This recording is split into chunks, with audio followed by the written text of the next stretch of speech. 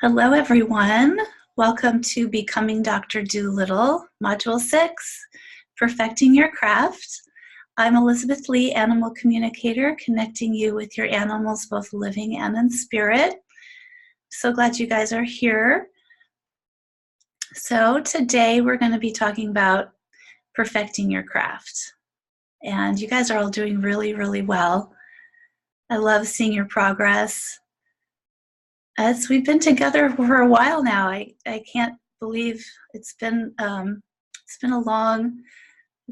10 weeks already, and a couple that we took off for holidays and things. So you guys are deep in it now.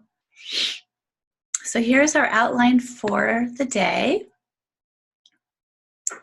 We are going to do a chakra activation with our grounding today, because keeping our chakras open and strong and balanced is an important part of being a great receptor or receiver to the energy. So since we hadn't done that, I thought we would do that. It won't be too long. Don't worry, it's not gonna be too long. Then I'll share my tips and tricks for perfecting your craft. Sorry, I have kind of a runny nose today. Not quite sure why. And then I'll go over some guidelines for continued practice and study, some ideas for how to keep going, since this is our last teaching module today, and next week is our final class with our Q&A. And then we have Meredith and Hercules. Hercules is volunteering to be our volunteer for practice today, so we get to do that with them. I brought this picture of the little lamb up because it reminded me of how I started animal communicating as a little girl when we lived in the country, and I would go run over to the farm down the road and feed the sheep. I'd get, I think it was shredded wheat cereal, and I'd stand at the end of the field and make sheep sounds, and they'd come running and I would feed them. And so that's how I started my animal communication, and have progressed from there. All right, so let's get grounded and do our chakra activation. So these are the beautiful colors of the chakra wheels: red, orange, yellow, green, a turquoise, a beautiful blue, and then a violet or a white at the crown. So you can open your eyes if you want a visual of the color. That could be helpful as we're going. All right, so let's all take a deep breath. Close our eyes and feel the chair underneath you supporting you.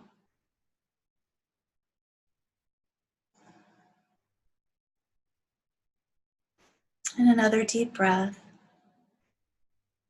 And just let go of your day. Let go of all the thoughts that you've been thinking all morning.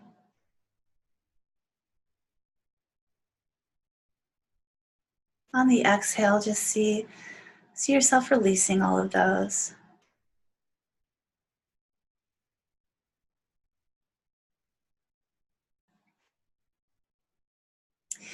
And now breathe in light through the top of your head. And imagine your feet planted firmly barefoot on the ground. And then as you breathe in the divine light, let it flood your body.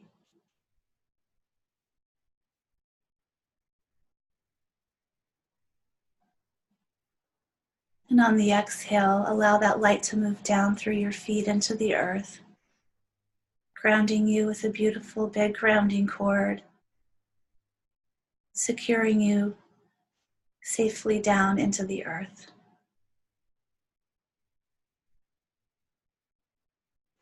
And on the inhale, continue to breathe in light through the top of your head, connecting you to the divine. And let that light fill your body, every cell, every dark place. Brighten and sparkle your cells. And on the exhale, flow out through your feet down to the earth.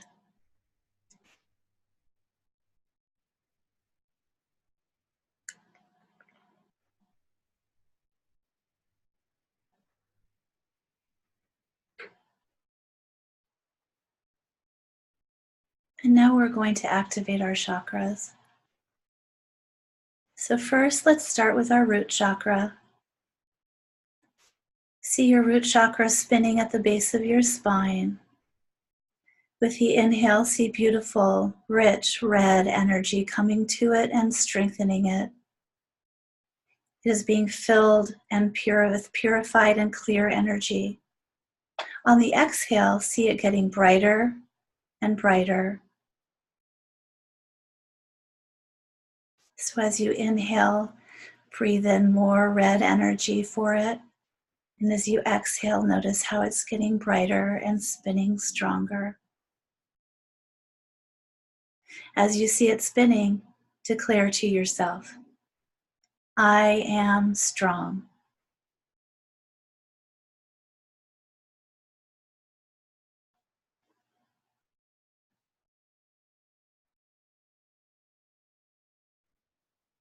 And now we move up the spine to our second chakra, our creative center.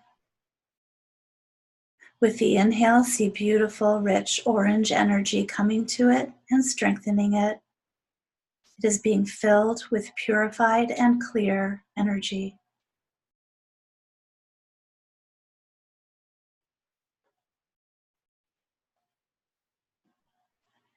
On the exhale, see it getting brighter and brighter.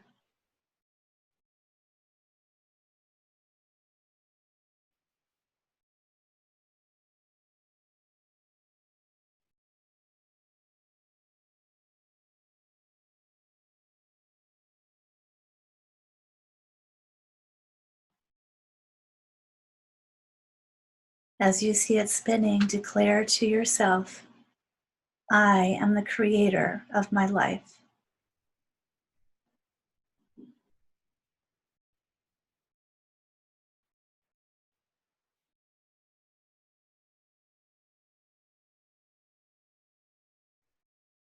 And now we move up the spine to our third chakra, our solar plexus. With the inhale, see beautiful, rich, yellow energy coming to it and strengthening it.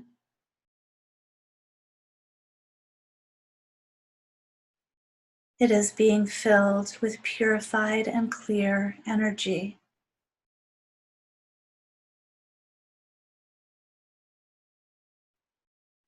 On the exhale, see it getting brighter and brighter.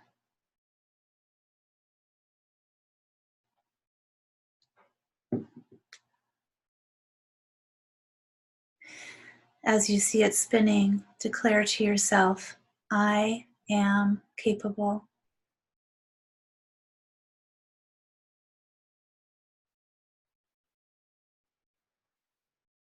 And now we move up the spine to our fourth chakra, our heart center. With the inhale, see beautiful, rich, green energy coming to it and strengthening it.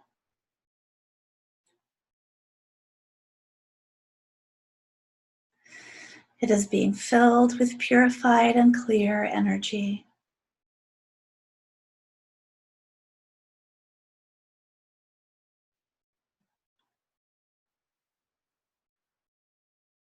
On the exhale, see it getting brighter and brighter.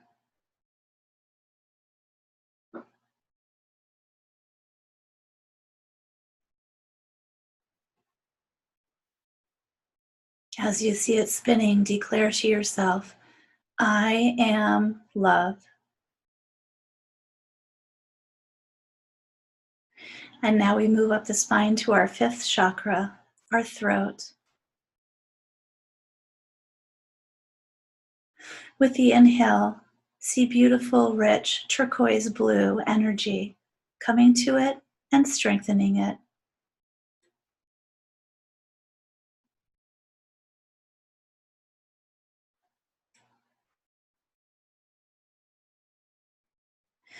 It is being filled with purified and clear energy.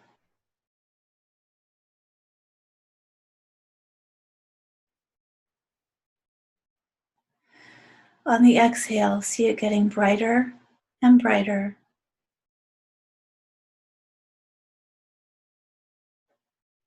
As you see it spinning, declare to yourself, I live and speak truth.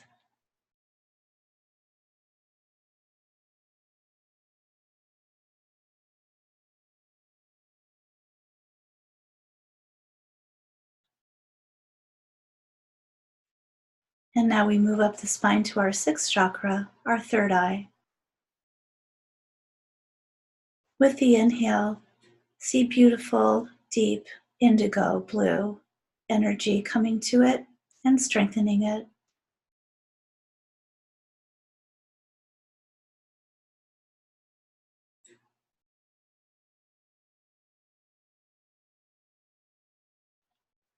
It is being filled with purified and clear energy.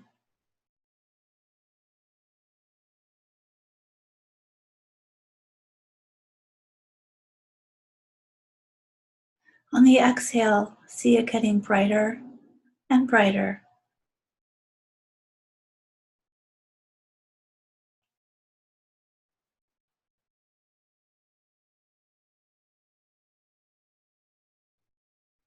As you see it spinning, declare to yourself, I am aware.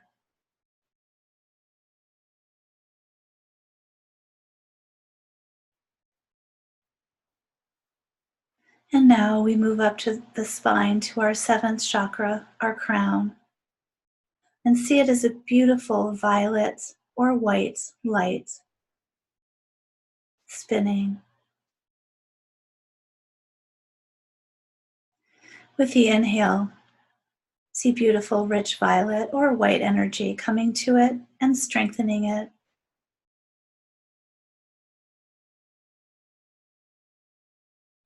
That is being filled with purified and clear energy.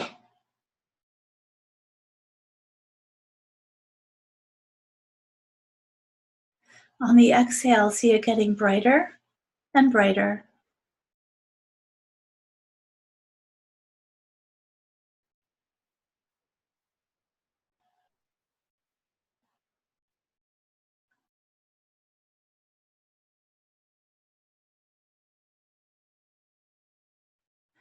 As you see it spinning, declare to yourself, I am connected to the divine.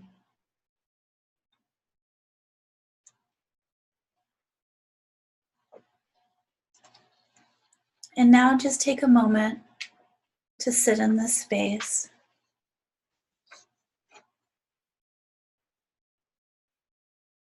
Notice how you feel.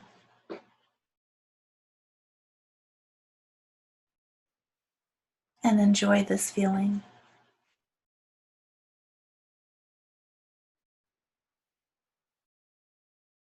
And when you're ready to come back, take a few deep breaths and open your eyes.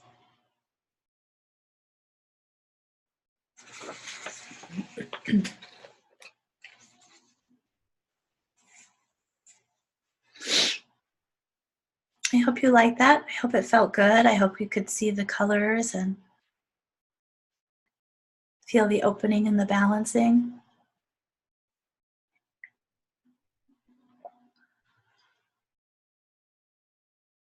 If there's anything anyone would like to share about that, please go ahead and share.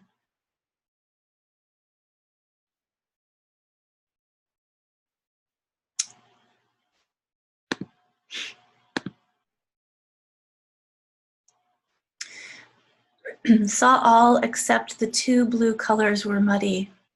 Interesting. That is a very cool observation.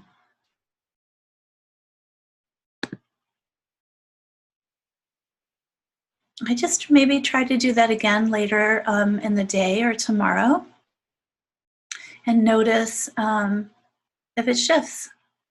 I have a feeling that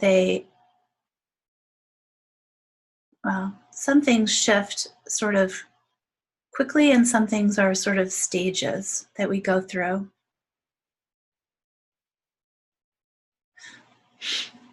How often do we clear and reactivate? As often as it feels good. You know, you could sort of ask your higher self to let you know when you need it. Ask for a reminder. This practice kind of comes in and out of my life. I have periods of time where I do it more often than others. And often yoga teachers will pull you through it, which is nice when someone else is there for you to do it. I feel much better. Good. My nose got stuffed up when we got to the throat and the eye. That's really interesting. Energy is moving. A lot of energy was moving. Pete is laying across my chest. He seems very intentional about it. Sounds to me, Barbara, like Pete is quite the healer cat. Maybe he's just helping with your heart chakra or with your solar plexus, or maybe both, since he's on those spots. We had a kitty, Louise, who was our healer cat, and a dear friend was at our house for a while, staying with us, and she had had a really serious broken heart. And Louise would spend hours on her, sleeping and sitting on her chest, helping her.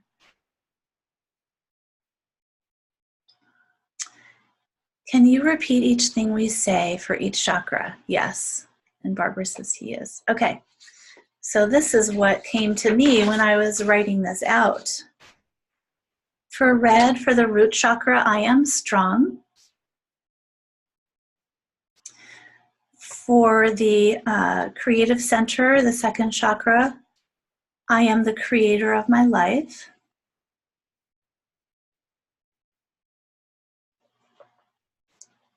For yellow, solar plexus, I am capable. That's your feeling of your will right there. For the heart chakra, I am love.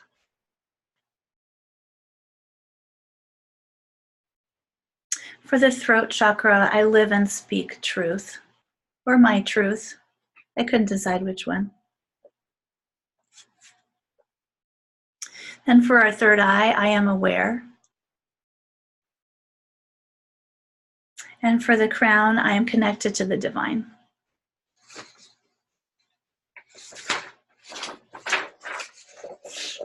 Alrighty. Anything else about that?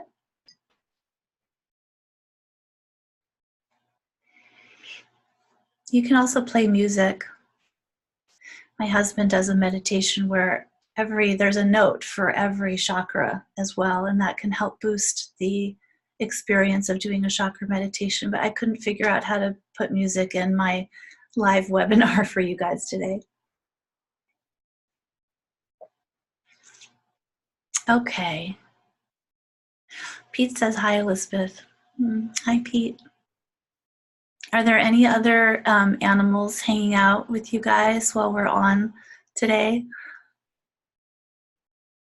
I love how Pete seems to show up all the time.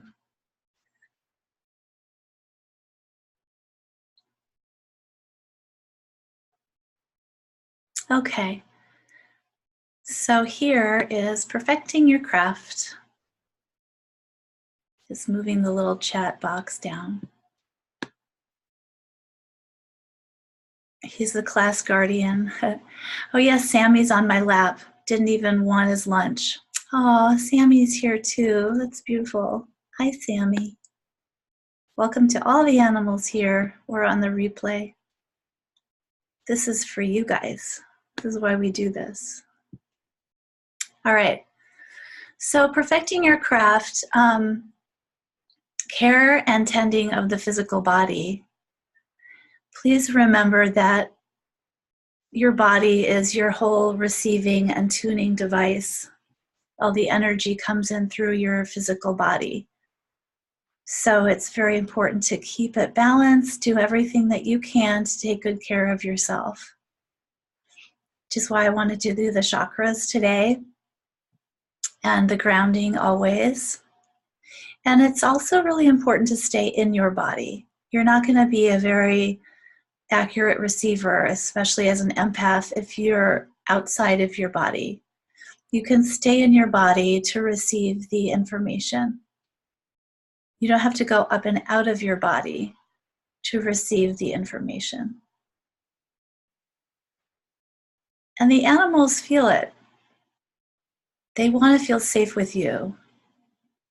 You want them to be safe. You want them to feel safe. You want them to feel like they can open up to you. Just like any relationship, you want to show up as your best self and be open and balanced and available. And they sense that. They know that. And they'll offer up more to you if you're in that space. They're always in their bodies. Watch your emotions and expectations carefully. Be aware of how you feel about the animal and their circumstance, and set it all aside so that you're a clean slate before you do your communicating. That's just a reminder. We all have our judgments or perceptions or expectations. It's just a reminder to set it aside before you connect with an animal, so that you can be open to whatever they want to share, and that you don't have a path ahead that you want to do this, this, and this. That takes trust, at the beginning of every call, just to be neutral and an open slate and see where it goes. But it makes it the most fun. It's not something you can control. And that's really important to remember. That's part of why it's hard for people to do this. You can't control it. You don't know what's going to happen. You just have to show up in the present moment. And I wanted to say, you can still do a great reading if you're going through a tough time. This always surprises me. Didn't have big stress on my mind, feel really worn out and distracted and stressed, or just have a hard week, have a difficult thing I'm going through. And something happens as soon as you prepare for the call, or, well, for me, it's always on the phone or Zoom. That all goes away. It does not matter. It's important to try to keep ourselves clear and all of that. But even if you're going through a difficult time, as soon as you get focused and centered and open your heart and connect with your guides, none of that impacts your session or your reading or your communication at all. It's amazing to me. It amazes me every time.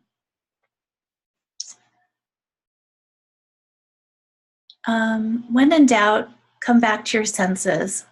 Get out of your head. Spend some time gardening, walking, watch what you're eating, write, read inspirational literature, watch inspirational movies. If you're feeling muddled and you're having a hard time connecting with an animal, or you just noticed, just come back to your physical senses. Eat something really good, move your body, go to a museum and see some beauty, or go out in nature and see some beauty. That helps.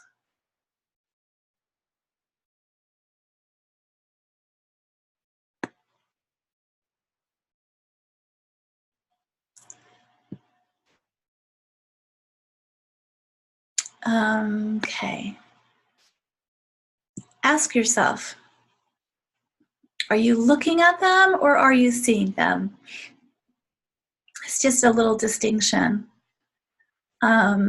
We all want to be seen in the deepest way possible, and it's the same with the animals. So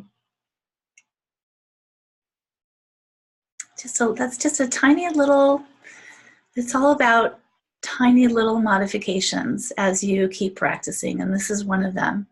Are you just looking at them, or are you really, really seeing who they are? Are you holding a space where you can be available long enough to really feel their essence and who they are? And to be in a space of humbleness about this. It's essential. The energy you bring to them is essential. We were taught this when we were The night before, we were going to be swimming with the wild dolphins in Hawaii many, many years ago. They said to us, if you're trying to chase them, they will stay that much ahead of you.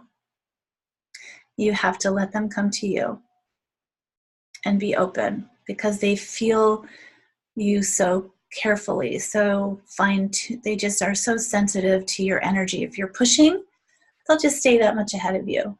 And if you're just there being with them, they'll just come right with you. And that was true. It's absolutely true. Always recognize the animals as sentient, intelligent, and spiritual, just like you. As we recognize the spirit in them, we'll be open to deeper lessons and learnings from them.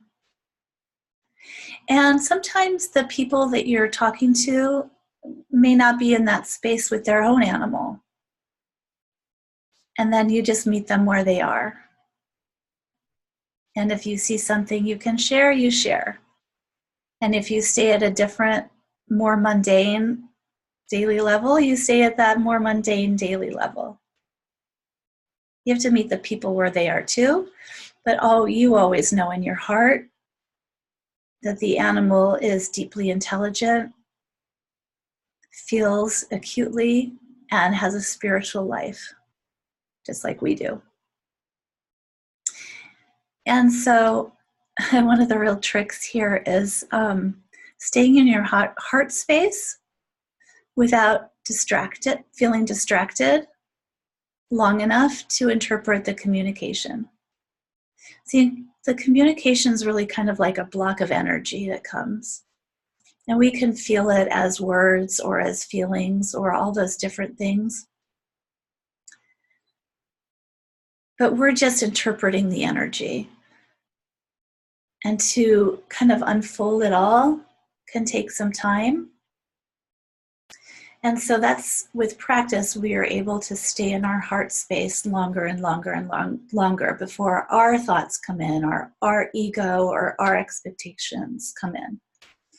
So that's really the trick, is to stay in that open space long enough to really unfold the whole communication. And when I'm doing that, I'll often get goosebumps when the heart of it really comes forward. And I always share that with people I'm talking to. Sometimes our sessions are a lot about just validating where they're at, and often I'll get the same information that they have. And this just happened to me this week. Someone wrote in a lot of information, and as I was getting ready for the call, I heard this is going to be really about validating where she's at. There wasn't a lot of new information that came up, although some did. But I told her, I said, this is about giving you validation, because she was already so open and connected and understood.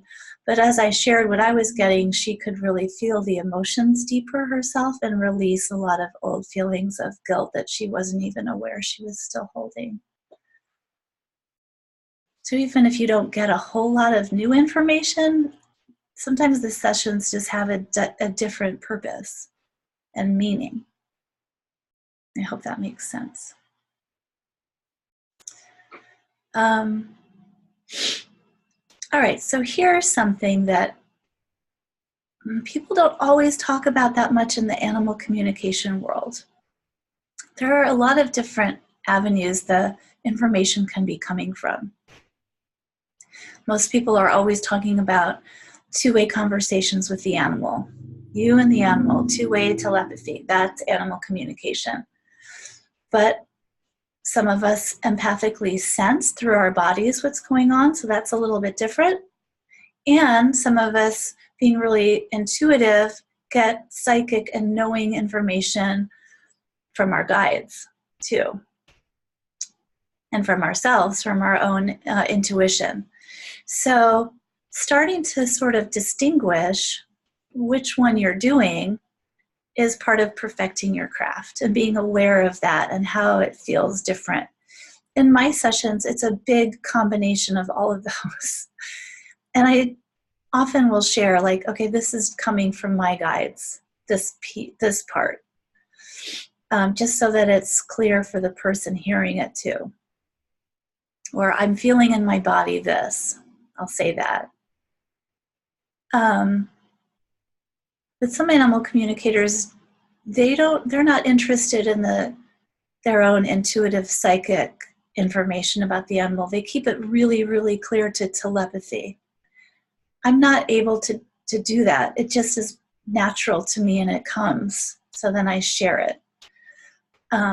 So that's just something to watch for as you're practicing and getting more and more experiences. So my last thing here is to practice often. This practice will change you and become a part of who you are. Your consciousness will change. It will evolve. Doing this evolves your consciousness and opens up more of your senses, more of your psychic knowing, more of your connection with your guides. Your gifts will develop. It's not always linear, as everything in life, but it will evolve your soul, and it will touch every other part of your life, especially your connection to spirit and all of life forms, all other life forms. That's what's so great about animal communicating. It's just not having, it's not just having a conversation with your dog about their favorite food. It's much bigger. It can be much bigger than that, and really grow your consciousness and expand your consciousness, which is what I love about it. It's one more doorway to do that. If you have any questions, please let me know. Meredith says, so glad you reminded me about the Alan Tisch, I don't know how to say his name, Titchmarsh. Loved his gardening show. Oh yeah, on Facebook I had posted that I found a new show called Love Your Garden, I think. It's a BBC show with Alan, and it's just wonderful. Can you say more about looking or seeing? Oh, sure. Looking or seeing.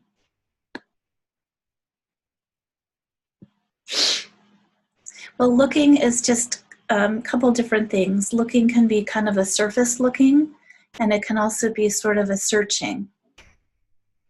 And sometimes we over-search when something's already sitting right in front of us. And that's the seeing or the knowing. So if you're looking, like when we're practicing today with Hercules, if you're looking and you're like, why am I hearing anything? Why am I not hearing anything? I'm looking. That's that like outward focus. Just trust and allow yourself to see, which is more of the receiving. So you just sit back and go, okay, he's right here with me. What do I see? What is available for me to see? I guess that's the receiving part. I hope that helps. Because you can just look and look and look and look, and you won't experience it until you sit back and really allow yourself to see it. Because it's always there. I think everything is always there for us to see. Though we get trapped in looking and looking and looking and searching. Yes, thanks. Okay. All right. Continued practice and study guide. It's a very small guide, but that's what I'm calling it. Okay, so you guys have been coming so far. I just wanted to encourage you to keep going after we complete next week. So I did create the Becoming Dr. Dolittle Extended Studies program for 4 more Saturdays. Just because the momentum is great and you guys were expressing a desire to keep going. So let's keep going on Saturday mornings.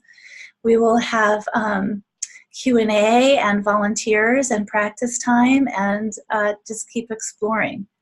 So we're going to continue that right after the last one of these, and I'll just keep going for 4 more weeks. So sign up I'd love to see you guys there. There are lots of great books on animal communication out there.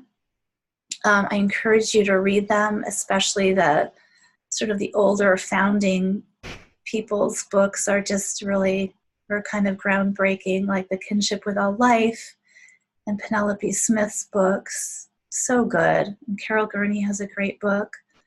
She's been a teacher for a long time. And there are more and more books coming out. I don't even know them all, but I have a lot of them, and I love reading them and going back to them. There's a great magazine online. I'm not sure if they still send physical copies. I think they do. It's quarterly. It's called Species Link. Penelope Smith created it, and then it's been taken over by different people. But it's wonderful. Lots of animal communicators write articles in there, and they're really fun to read. YouTube is a great resource. There's so many wonderful talks on YouTube by various animal communicators.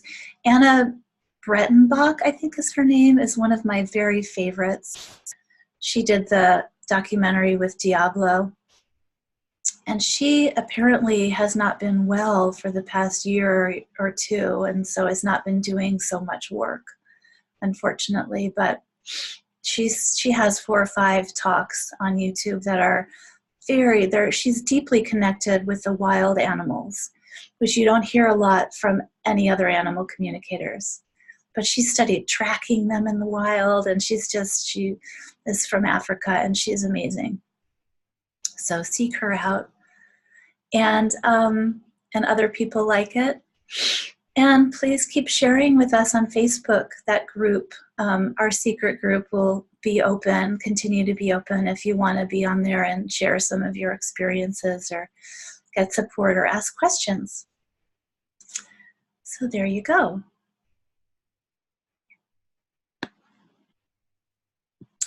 What's her name again? Anna. It starts with a B. B-R-E something. Brettenbach, I think, or Breitenbach. If you just Google Anna B. and Diablo, animal communication, something like that, you will find her. She's all over the place. I mean, she's got a lot of publicity from her work with that wildlife sanctuary, and it really pushed animal communication to a new level, I think, in people's awareness, which was great. Yes, I will. I will post books on the Facebook group. That's a great idea. Let me make a note.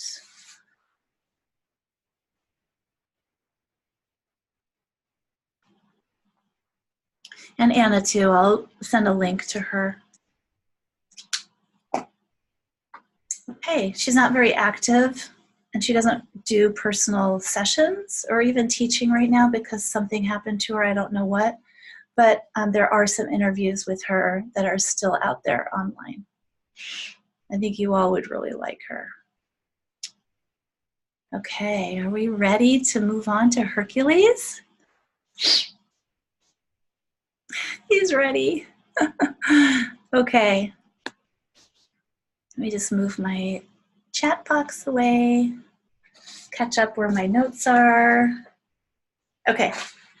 So this is Hercules. Hercules is Meredith's brother. Here's what Meredith wants to share from an email about Hercules. Hercules, also known as the Shaggy Monster. Hercules is 9 years old. He's half Yorkie, half Bichon mix. Officially owned by my mom, Jean Norris, aka the Mama. I'm known to Hercules as the sister, but I spend a tremendous amount of time with him. I see him a few days each week. When he was younger, I lived there for about 6 months. So we have the questions up here, and I'll read them, and there are a few more words on here to expand. First one is, why is Hercules scared of his food? What can we do to help him? He's never been a big eater, and he has a bit of a sensitive stomach. In the past 6 to 8 months, he literally jumps away from the food bowl as if a monster is reaching up to bite him and then he runs out of the kitchen. Why doesn't Hercules like to sit or snuggle with Meredith, the sister, anymore? He's a little standoffish with me. This is a new behavior within the last month. He used to be on me like glue when I was there. He would sit with me watching TV, etc. 3. Can Hercules give my mom a little bit of space? He doesn't have to be by her side every single second. Typically, he has to literally be on her or touching her if she is sitting down. We know he is worried about her health since she received the blood cancer diagnosis 6 months ago. Good news, my mom doesn't need treatments right now. She's getting her blood levels checked every month and they have been stable. The only visible symptom is mainly fatigue. That's great news, Meredith. Number 4, does he like other dogs? Why does he sometimes act scared when another dog greets him out on walks? Both dogs on leashes. Why does he act scared when another dog greets him when they're both on the leash? How come he doesn't want to play with them? I wish he wasn't scared and knew he was a big, strong dog. It would be nice if he could just greet them in a friendly manner and hold his own. And the last question, is there anything Hercules wants to share? Pearls of wisdom, anything he needs from us? Please let him know that my mom and I love him so much. He is the best. Okay. Sound good? Does anybody have any questions before we get started with him? Okay. All right, so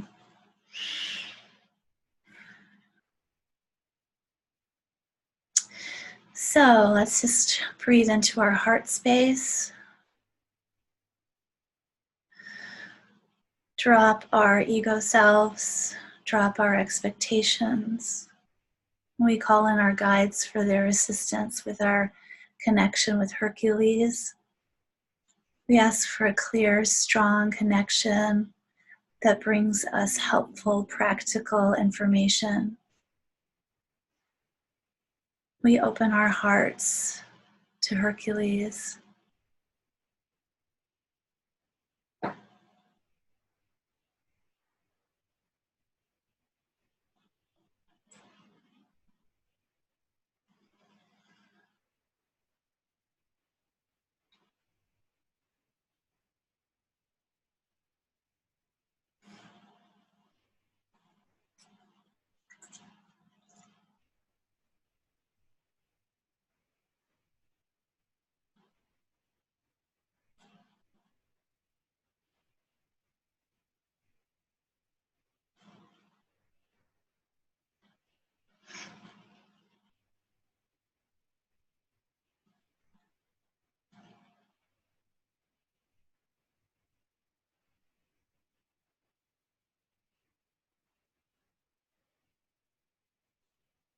Let him know who you are and why you're here connecting with him.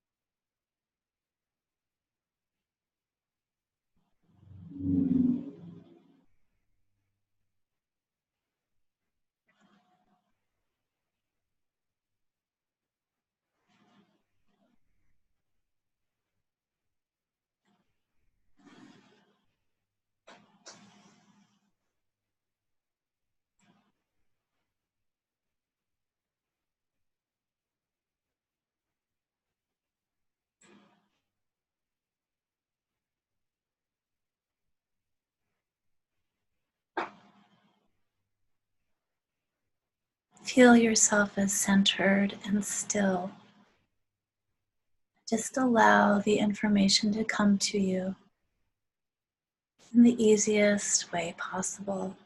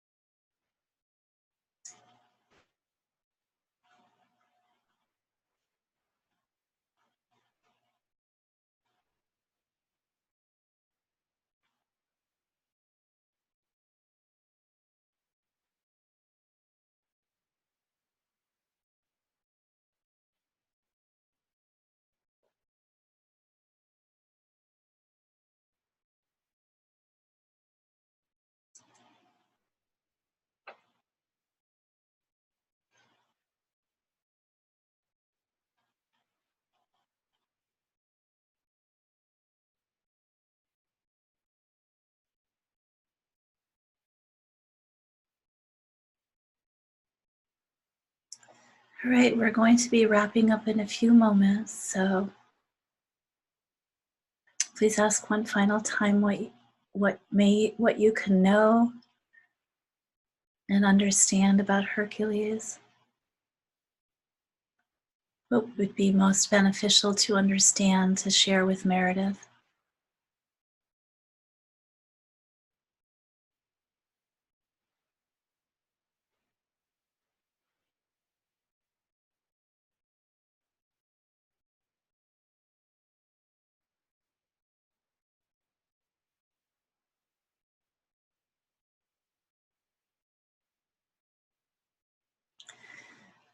And when you feel complete, please be sure to thank him for sharing.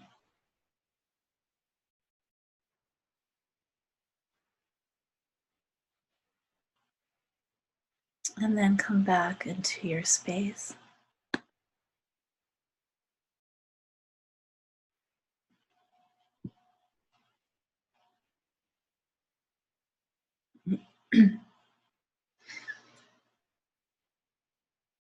So how was that for you? What would you like to share about it? Isn't he adorable?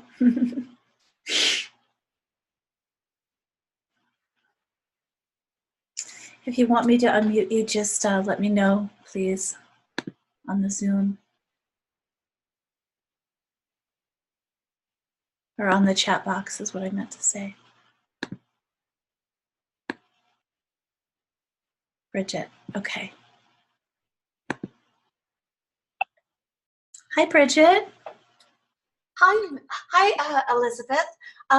It all happened very fast. I was asking questions to Hercules, and I just kept so I just wrote it all down, and I'm just going to write what I heard. Okay. Worried about Mama, my job to be near, not personal to not be as close to sister, just doing my job 24/7 for Mama. Don't really like the food, not really appetizing, change it up. Jumping action is to let you know possibly he wants something else if possible. Not as interested in other dogs, focused on his job helping Mama. When I asked him about space for Mama, he said, but it's my job, she needs me. And then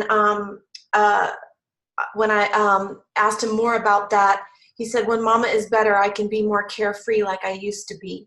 And then I asked him if there was anything more he wanted to share, and I just saw a vision of a ball really quickly. So I don't know if he has one, if he would or does like to play with a ball, but that's what I saw. Wonderful. Thank you so much, Bridget. That was a lot, and I love how you shared that it came in fast, because it can do that too. It can come in really fast, and then some parts could come in only at the end. So that was perfect. Thank you so much, Bridget. Okay, so let me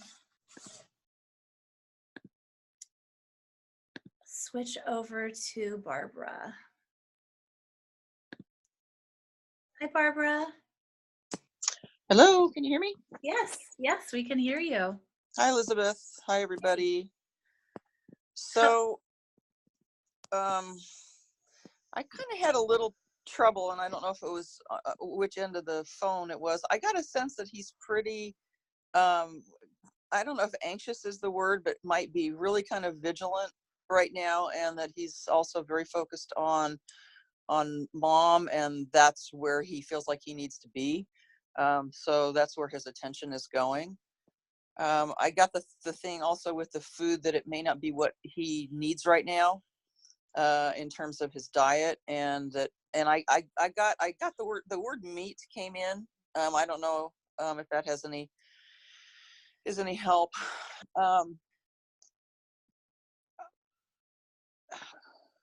Yeah. Awesome. But yeah, the dog piece wasn't really clear, other than I got a sense again that he's fairly anxious. There's a certain level of anxiety. Yeah. And that's where he's focused. And the thing that was funny, I asked him about the monster, where the name of the monster came from, because when I heard that, I kind of had a little bit of a reaction to it. And so I wanted to check it out with him, and he said, "Oh, it doesn't." He didn't say that. He just said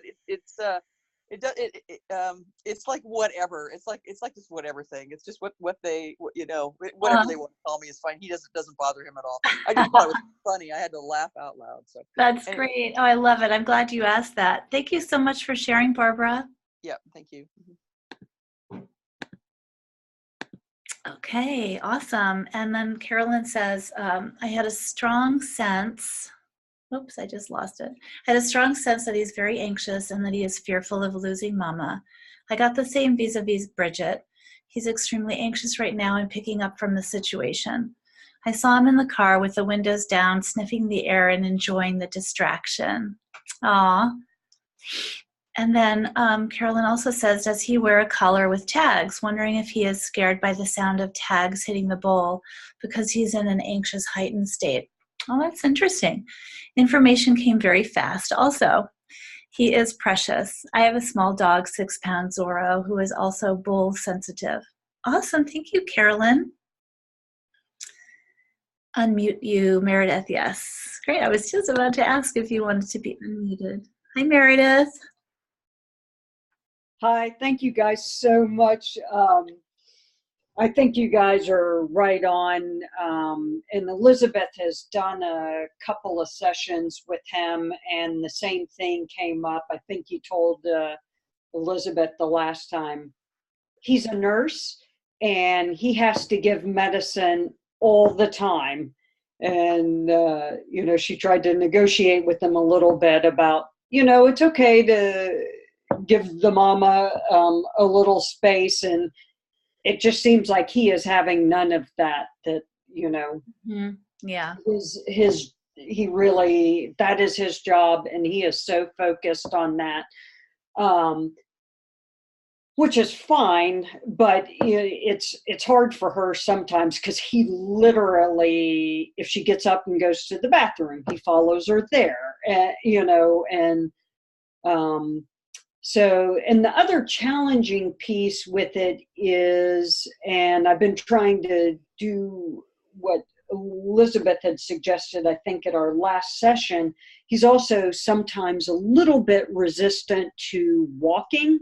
Like, he used to love to go outside and sniff and, you know, all of that. And sometimes, you know, it's hard.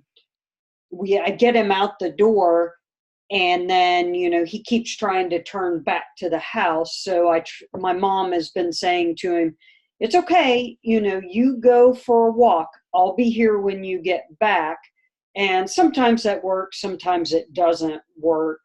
And the food thing, yeah, he's never been a big eater. I'll have to look at changing his food.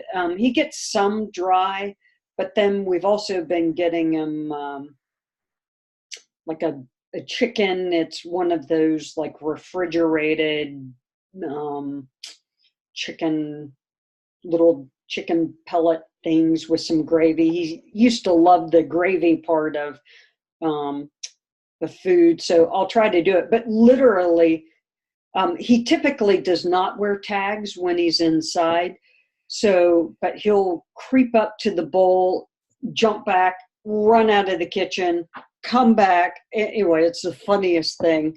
And yeah, the Shaggy Monster, that's my fault. I call him, I started calling him that when he was a puppy. And yeah, he gets called lots of things. Monster, some Hercules, even our neighbors call him the Monster. No, I appreciate it. I think you guys are right on. Oh, and the ball is in the picture up on the left, he's got this little blue ball in his mouth. My mom, I guess, are a little sick and twisted. So when I first got him this ball, it was as if we gave him crack. Like, he could not put it down. So we actually call it his crack ball. We're like, go get the crack ball. And he'll run off and he gets the crack ball. And the other interesting thing about this ball, you know, it's hard to find balls for little dogs that bounce and that. But one time the first one got mangled in that, so I went to the store. I think I got, I don't know, a green one or a red one. He will not play with any other ones except the blue ones. It's the exact same ball, but he only plays with the blue ones. That's hilarious. Yeah. So, but no, thank you guys so much. Let's see, someone says, Meredith, I just saw heard sound paper plate. Okay, I will try that. She does walk with him some. I'll see maybe if I can coax her into either going with us or maybe walking him more.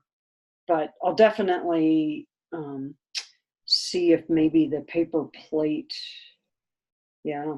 and just maybe try some other foods. But cool. No, thank you guys so much. He really is a great little dog. I love him to death. And he does pretty well with other dogs on the leash. He greets them. Sometimes he greets them and he's wagging his tail. And then typically if they kind of are younger and they try to bounce and play with him, he gets a little bit scared. Off leash is a whole nother story where we didn't do a good job socializing him off leash when he was little, and he'll actually go after other dogs, like gigantic dogs, like an Airedale. Once he got off leash from me and ran and attacked this Airedale like a gazelle, trying to get it at its ankles.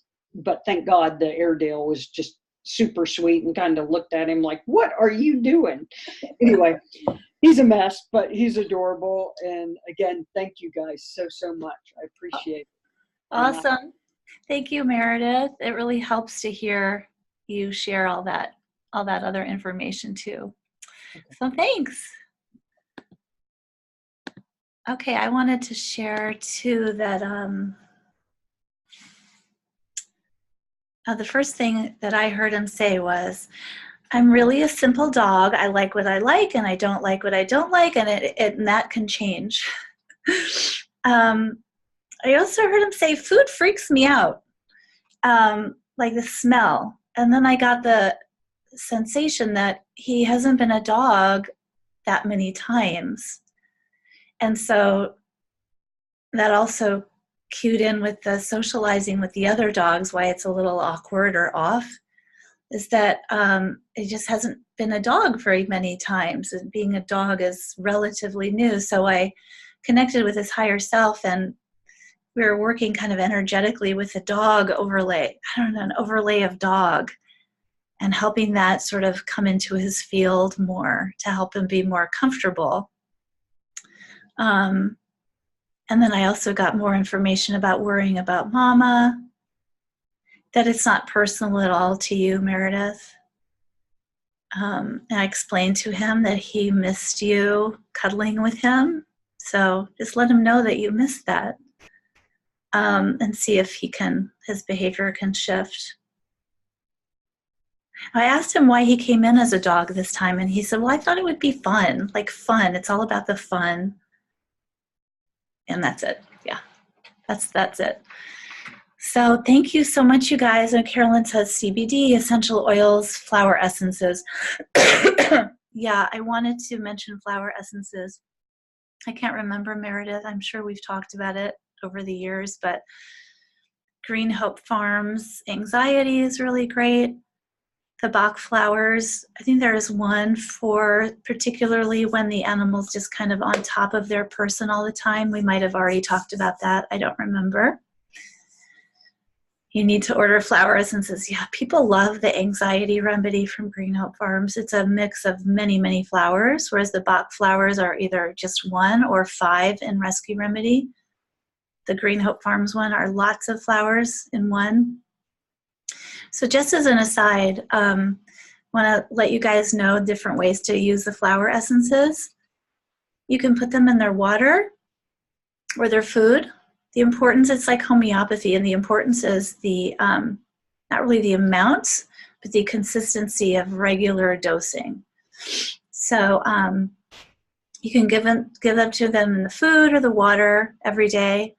Or if it's preserved in vinegar, like some of them are, they might not like the taste. So then you can put it in a spray bottle, dilute it, like get a little glass spray bottle and put in a dropper full or so, shake it up and spray it in the air, spray it by their beds or where they hang out a lot, or spray it on your hand and then just run it through their energy field or pet them with it on your hands. Come at it from as many angles as you can, in the air, in their field, on their body, and in their body. And Carolyn says, I suggest you and your mom take it too. That's a good suggestion. Okay, guys, is there anything else? All right, here's my last picture. Thank you. So I just want to take a moment to thank Meredith and Hercules for being with us today and offering up the practice connection. That was really lovely. Thank you so much. Thank you guys, all of you, for being here. Thank you everyone for watching the replay. And thank you to our guides and our teachers and all the light beings who love us and are with us and helping us on this journey and with us today. Thank you. All right, everyone. Thanks so much. I look forward to seeing you next Saturday for our Q&A. So please send me emails if you have any questions, or post it on the Facebook, and we will see you then. Okay. Bye, everybody.